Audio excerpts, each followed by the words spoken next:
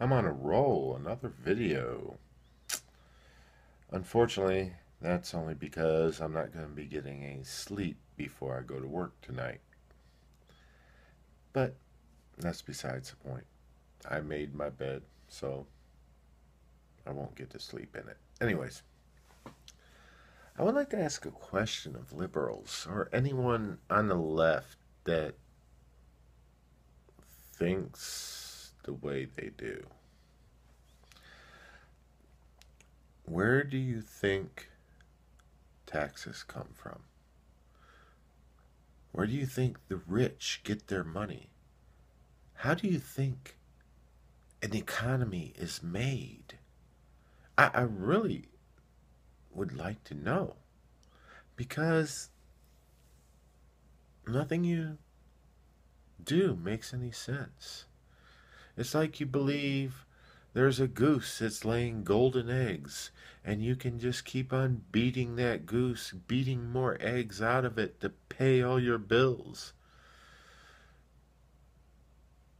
Every goose goes dry eventually. There's no rhyme, reason, or logic to what you are doing. It's not that hard to figure out what is happening to the U.S. economy. It's not. It's really not. And yet, what you want to blame is the rich. It's the greed of the rich. The only reason why you do that is because you don't have an understanding of the basics of economics. Capital follows profit. It is one of the most basic rules. It is the one that you people yourself followed in the 90s and the Clinton years when you believed everyone was going to be rich. Well, that's impossible because no matter where you draw the poverty line, there will always be people below it. The poverty line, poverty level, the percentage in poverty really has not changed that much since the start of Johnson's Great Society. It has remained pretty much flat. A little bit of this and that, but basically, no. You have the same percentage in poverty today as then. But one thing that has changed, and that is the United States has gone from having a surplus to having a deficit. The last real surplus, and the key word here is real, the last real surplus was during the Nixon years. Now you can jump up and down and shout about Clinton all you want. The only problem was Clinton was robbing Peter to make Paul look good. Clinton was counting Social Security surplus. He was counting pension surpluses. He was counting surpluses from all these other little, well, there's nothing little with the federal government, but all these other agencies that were running just a little bit of a surplus. And without those surpluses, the United States was still running a deficit. Now, to be perfectly honest, you can blame the counting of the Social Security surplus on Reagan.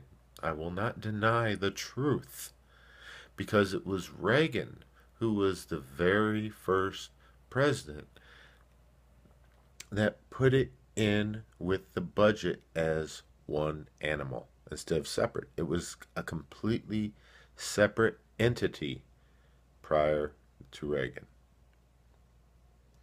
Of course, the government was still stealing money from it, but that's a different situation, a different argument. But let's go back to the rich are unpatriotic.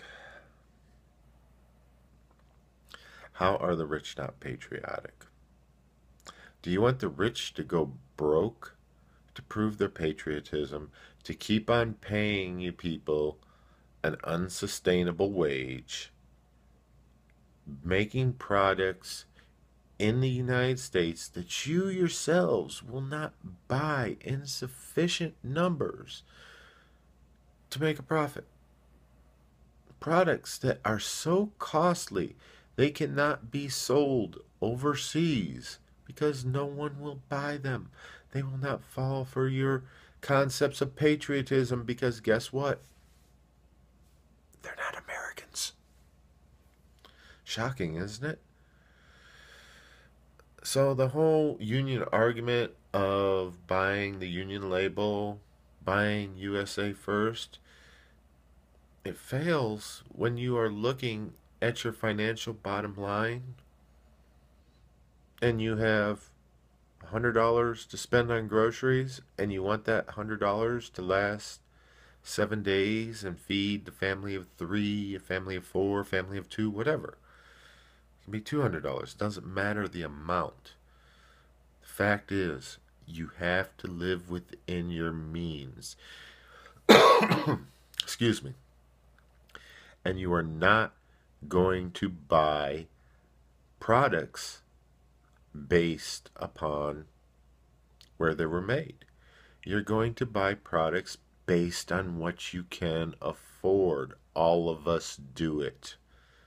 All of you lefties that jump up and down yelling and screaming, how often do you check the back to find out where it was made? And do you really understand what that means? What percentage of products in that made in USA product was actually made in the USA? Or even better, when you see the little notation assembled in the USA. What does that mean? I'm not even sure if that phrasing is regulated. Made in the USA requires a certain percentage of the product. I believe it's greater than 50%. I believe it's 55%. Has to be made in the USA. But how'd they figure that? Do you know that one? Is it physical? Is it the cost of all the materials, including the labor, the complete cost of production? Do you know? Do you realize that many of the products that we use cannot be manufactured with just what we have in the USA? It's impossible. Because there are certain resources that are not available in the USA, that you have to get in Australia, that you have to get in Africa, that you have to get in South America. We are truly in a global economy.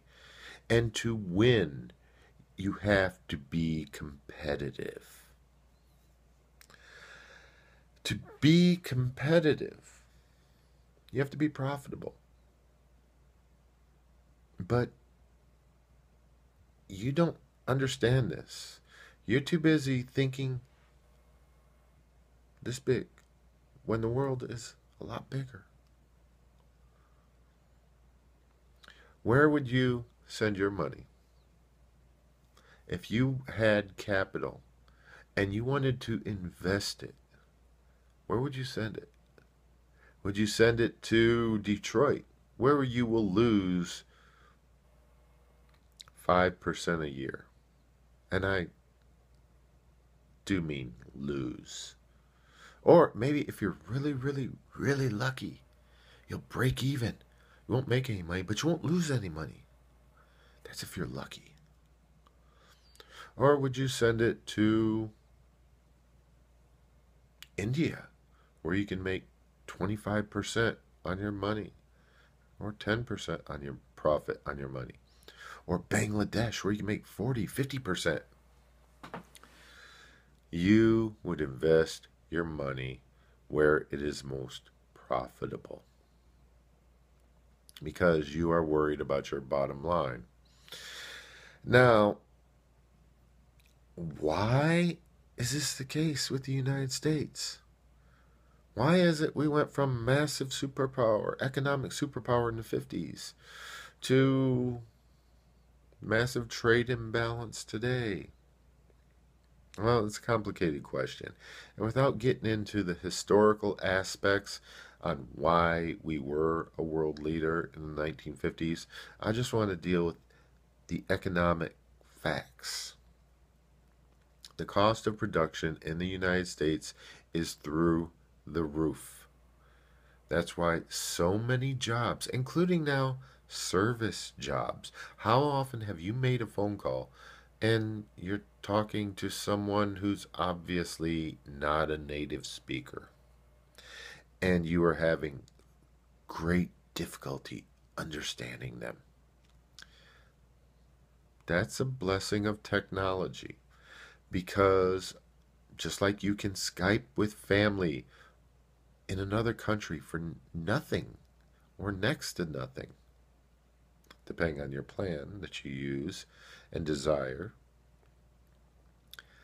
so can corporations use the internet to contract out their customer service overseas. Customer service that used to be first within the United States because it was cheaper, then used to be in Canada because Canadian labor was cheaper than our labor. And now, because of the internet, because of technology, it's cheaper. It's not, it's, they can send it overseas. They're able to. And it is a hell of a lot cheaper. So they do. Because they need to save money so that they can remain competitive. So you will continue to purchase their products and you will not buy products from overseas.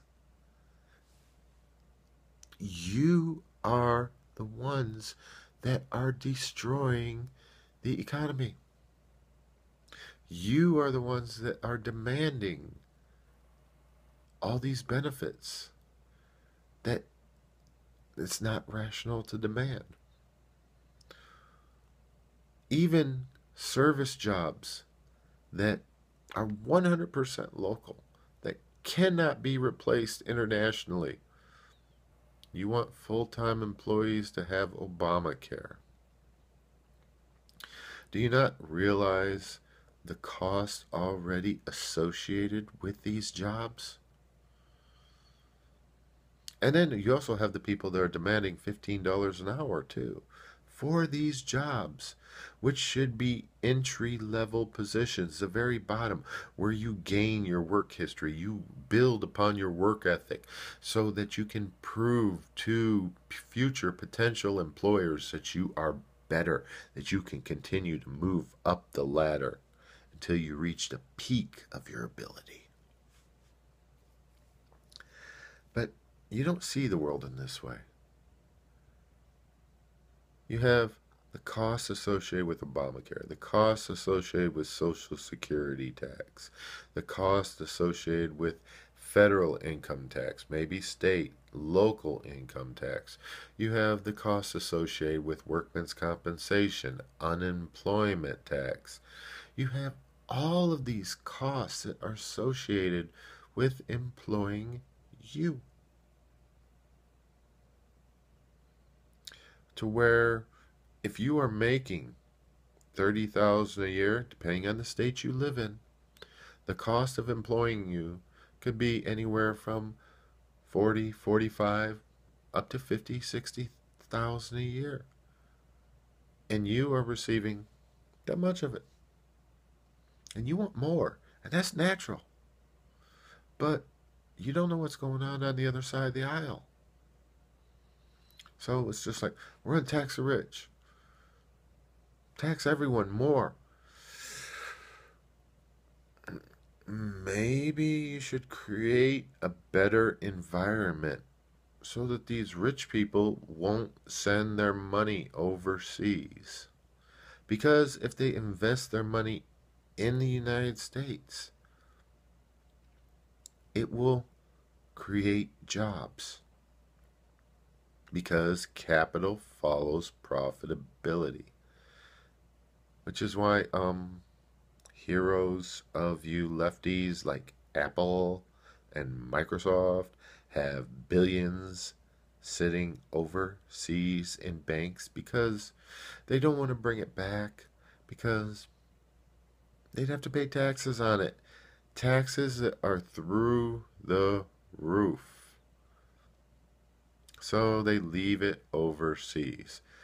And when they do an expansion here, I believe it was Apple that did this, rather than bring money back over to the US and use that for the work they wanted to get done, it was cheaper to go ahead and borrow money to do it here. And the reason why is because the interest rate was lower than the tax rate. And even after they borrow the money, they can write that off because the interest is an expense of business. So the interest rate's even lower. This is not creative bookkeeping. This is a fact. You do the same thing at home. You get your check. Government's taking the taxes out. You have cost of living. You have all of your deductions that you deal with when you are paying your taxes. Are you going to skip a deduction? If the government wanted to figure out your profitability, are you just going to say, yes, I made $100,000, and you're not going to take into account your labor, your time, the amount of material cost? Of course you're going to take all that into account. And then you're going to find out, well, I really didn't make $100,000. My profitability was really only $20,000. And the government's like, well, you're going to have to pay taxes on that $20,000. And of course you're going to say, well, 10% tax rate, whatever. You're going to pay $2,000. And you'll, of course, want to pay $2,000 rather than $10,000. Where'd I get that 10,000? 10% of 100,000 would be 10,000. 10% of 20,000 would be 2,000. Are you going to give the government 10% of your profit, or are you going to give them half of your profit? This is simple logic, people. It's not rocket science. You don't have to worry about when you forget to carry the one that you're going to send the Mars lander crashing into the red planet, or because you plotted the journey in metric but the landing in English systems.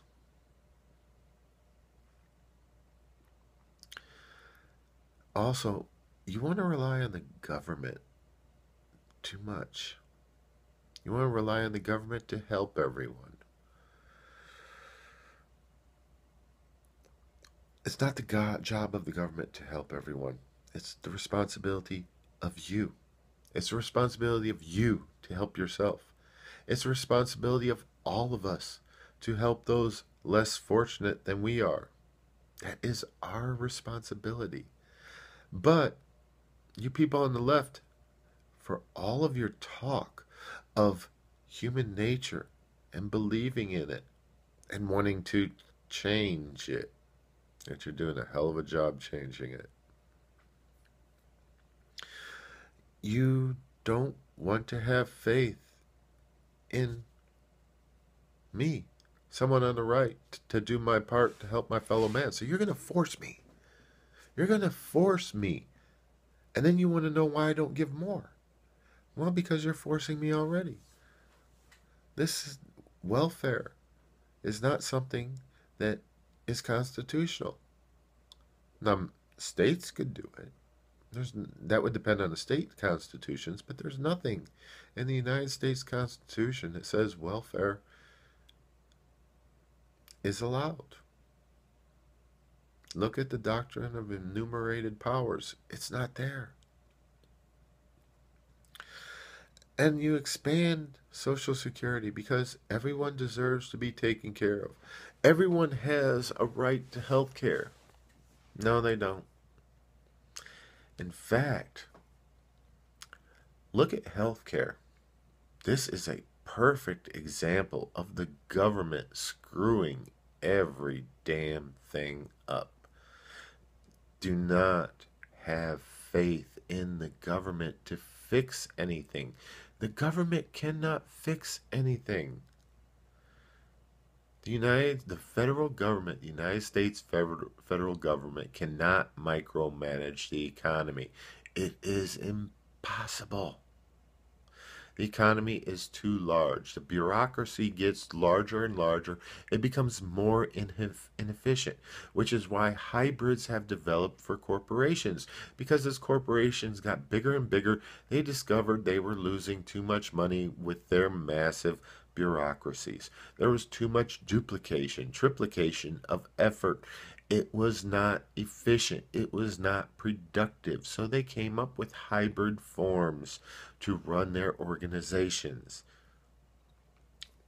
In many cases, many of these large corporations broke up, or in the division of the corporation, smaller corporations were given more authorities, even though they answered to the parent corporation. It's basic. It's not that hard. But I was talking about the inefficiency of government as it relates to health care. Trying hard to stay on subject. Before Medicare, healthcare was not that expensive. Not that many people had insurance. Most people paid cash. If you needed something done, you made a call to the doctor and you knew what you were going to pay. So what changed? Was it the greed of doctors? The greed of the American Medical Association? In part. I won't deny it. And technology, too. Technology has played a massive part. The advances in technology are expensive. Oh, of course, you want to blame the pharmaceuticals. Well, you have to remember, the pharmaceuticals, they have to do their own research. And not every drug they make is successful. Not every drug research will yield the golden goose. Many times they will spend tens or hundreds of millions of dollars on something that goes no place. Then they have to cut their losses or keep on dropping money into the endless pit. So you can't blame the pharmaceuticals. The research is not sponsored by the government. They have to get their money back on that research cost. Sorry, that's just a fact of life. We would not have all these amazing drugs if there was not a profit to be made. We wouldn't have them. But you can't blame technology. You can't blame the pharmaceutical companies. You can blame the government. And I'm going to prove this to you. Because technology has increased the ability of a particular segment of medicine that you can still get an exact quote on how much it's going to cost for you to get treatment. And I'm not talking about just going in and getting checked. I'm talking about surgery. And they will tell you exactly how much it'll cost. But I'm getting ahead of myself. That's just a little tease. In the 60s, Medicare was enacted. And what happened with Medicare was the government opened the money spigot. And the money spigot started pouring into hospitals. And what happens when you have more money chasing fewer goods? The price goes up.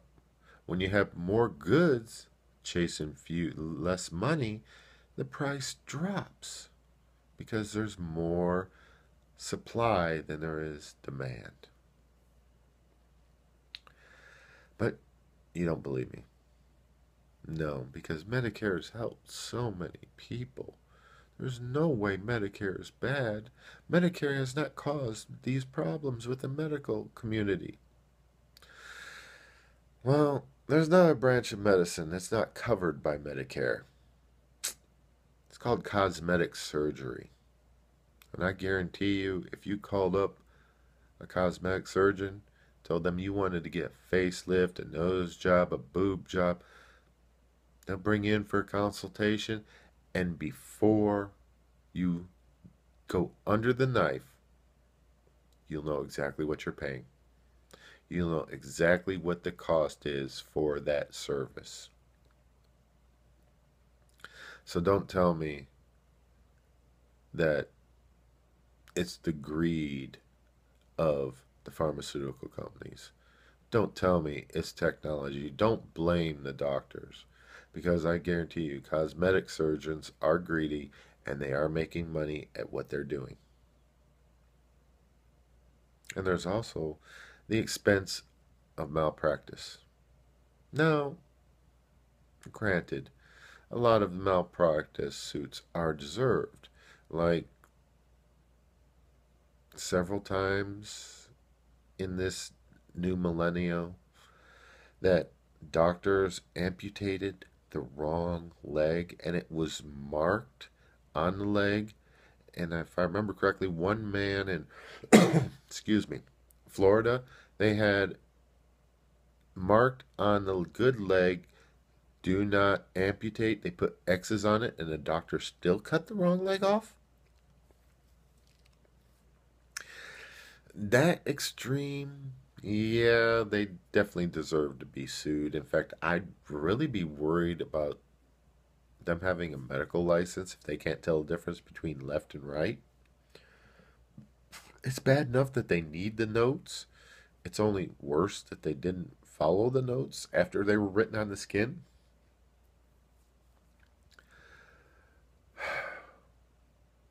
So explain to me, people, why do you want to screw up the economy more? Why do you want to add tariffs to punish trading partners? When those tariffs go up, that's what caused the Great Depression. Because other countries around the world responded by increasing their tariffs. Even Keynesian economists do not argue with this fact. But as many of you say, we need tariffs to protect American jobs. That relates to crony capitalism, which unfortunately is a Republican trait. I said Republican, not conservative. Definitely not libertarian. Crony capitalism is corporations buying favors within government to protect their interests.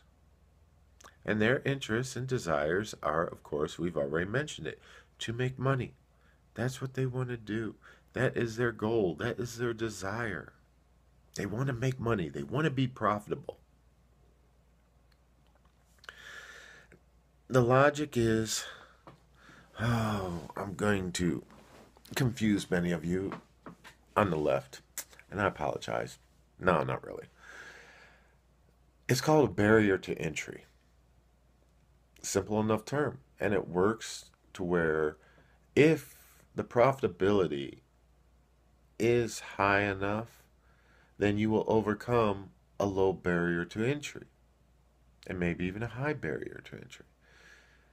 If you can make money, it's worth risking more money to get in. But if the barrier to entry is too high and you're not sure you'll be able to make that money back, then it's not really worthwhile. And you have to wait for the profitability to go higher. Think of the automotive industry. The automotive industry hasn't been that profitable recently. And the barrier to entry is insane. I mean, you have to have plants, you have to have engineers, you have to do research. It takes a lot of money to start an automotive industry. Then you have to worry about all the regulations, all the safety testing. You have to worry about the emissions requirements. You just think about the amount of money it would take. And then with the questionable profitability, at least in the past 10 years, profitability hasn't been great. And the cost of labor, difficult industry to get into. But if you wanted to, say, start a service industry mowing lawns, well, you could get into it with a few $1,000s, and then maybe you'll be able to get a few customers, and be able to make a little bit of money that way. But because of that low barrier to entry, guess what? Everyone else can do the same thing. So it's not, you got a lot more competition.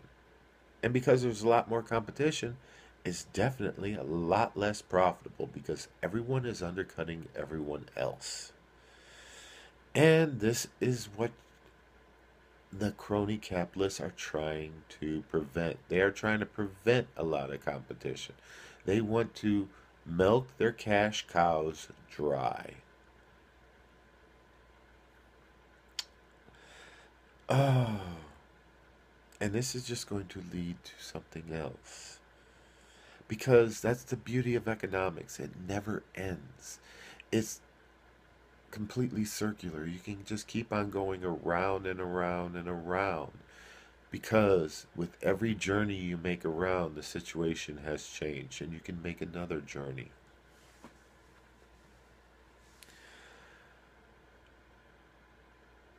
Everything that you do that adds to the cost of labor with more taxes, more expenses, more regulations, more concerns of judicial action, be it equal opportunity employment, threats of being sued, taken to court over pay discrepancy, concern over sexual harassment.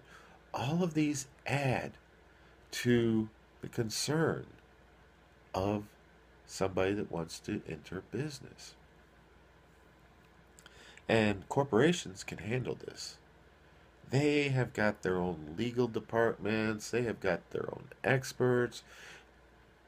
Pass all the regulations you want. They've got an army of accountants, an army of lawyers. They can handle it. If you want to start a business, doesn't matter how good your idea is. You don't have that ability. You can't just jump into it like a corporation can. But corporations lack what you would have. You're working for yourself. You're going to work harder. You got an idea that the corporation doesn't have. So you're left with the option to sell it to the corporation or to just go ahead and keep it to yourself because you don't want to give it up. You don't want others to make more money off of it than you can. This is called innovation.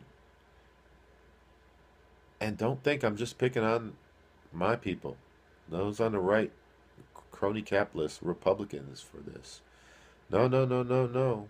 Because that's corporations in bed with government. That's corporations buying favors. What you are doing is making the corporation and the government almost indistinguishable. That's what you want. To where the government controls the means of production, and yet somehow or another you have this illusion that it'll still remain a free market. You think I'm lying to you? You're the ones that passing more and more and more regulation. You're the ones that are telling people they can't they can't have their constitutional right to freedom of religion. They have to make a cake for a gay couple even though for their wedding, even though they don't believe that gays should be able to get married because they're religious. You're the people that are telling me what I have to do with my property. You're telling me who I have to serve. You're telling me who I can hire. You keep on telling me what to do with my property. This sounds like business and corporation are indistinguishable because I have no freedom. I have no ability to decide who I want to hire, who I want to serve, who my market demographic is. I don't have this. You are demanding that I do everything according to what you say. And as I said, Republicans are just as guilty of this. Not George W. George Herbert Walker Bush Sr. signed the American Disabilities Act. Horrible piece of legislation. Horrible. What's so bad about providing equal opportunity for the disabled? Why do I have to remodel my business or set up my business according to specs that the government says? What if I'm in a small town and there are like no handicapped people there? Why do I have to set up my restaurant so that a handicapped person can make it in there? Why do I have to make sure that my bathroom is handicap accessible? It doesn't make any sense. I remember the story of a paramedic office, station, whatever it's called. Paramedics had fancy bathroom that met all ADA requirements. Door was big enough for a wheelchair. Bathroom was big enough. Everything was perfect. All the support bars and everything else met code. And the person that ran it, his office was about the size of the bathroom. We are adding costs to everything we do for unnecessary regulation. If it is profitable for a business, if they have the goodwill in their heart, they will do all of this on their own. To require it through legislation is foolishness. It is adding the cost onto everyone else. It is adding the cost of doing business. It is leading to the creation of less jobs. Less jobs that these very same handicapped people that want jobs and want normal lives will not be able to get because they are not there. Everything affects everything else. To put it the best way possible, Thomas Sowell said it best. He said, right now we have two basic beliefs. You have the belief of the left and the belief on the right, getting past any corruption that is inherent in both systems, which there will always be corruption. Don't kid yourselves if you think the left is somehow pure. Look at Menendez. I rest my case. Look at all the BS Obama is doing. Oh, wait, did I say that? You obviously don't believe that. But just look at the philosophies of the left and the right. The left believes that man was perfect. And the reason why we are suffering is because our institutions are flawed. That if we somehow or another fix our institutions, man can be perfect and happy again. And of course, I'm referring to mankind, womankind. Don't get all PC on me. Conservatives, on the other hand, believe that man is flawed. We are the problem. We are the blight. We are the ones that bring suffering.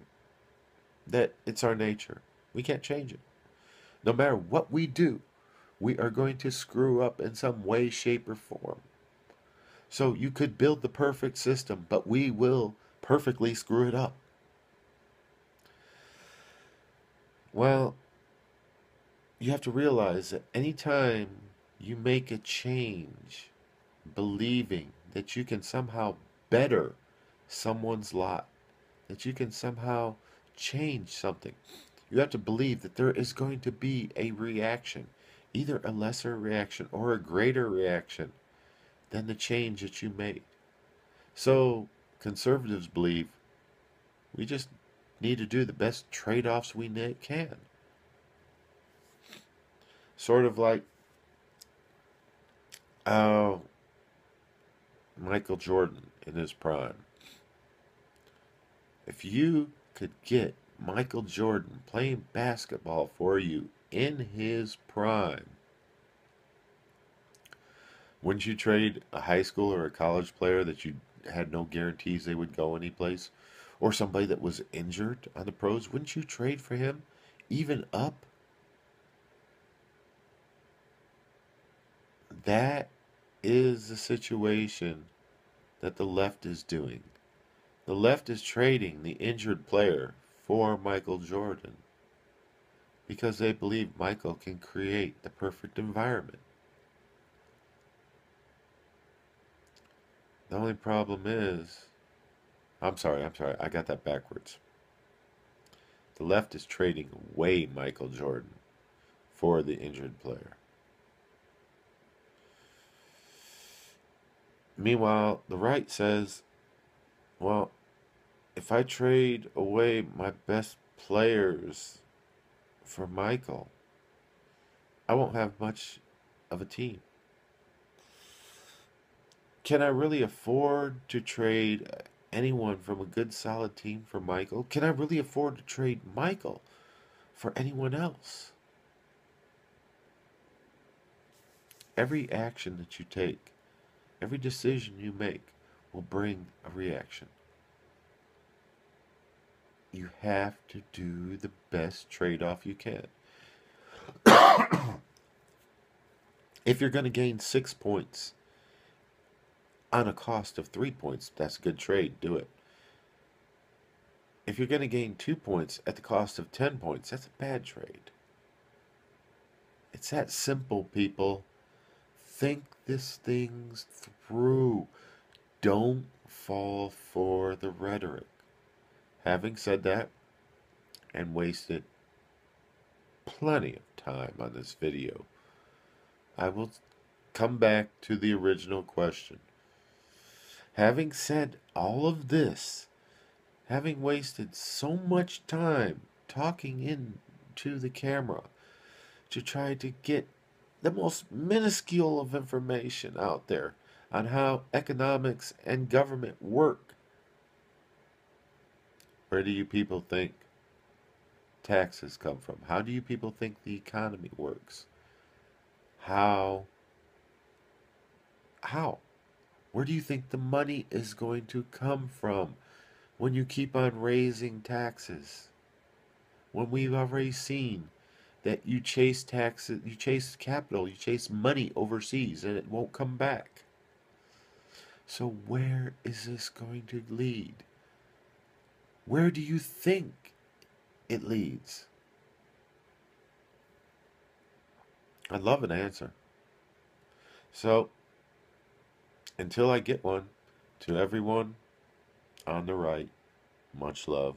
And to those of you on the left that think you know it all and still didn't comprehend a single thing that I said in this video, I salute you. Bye-bye.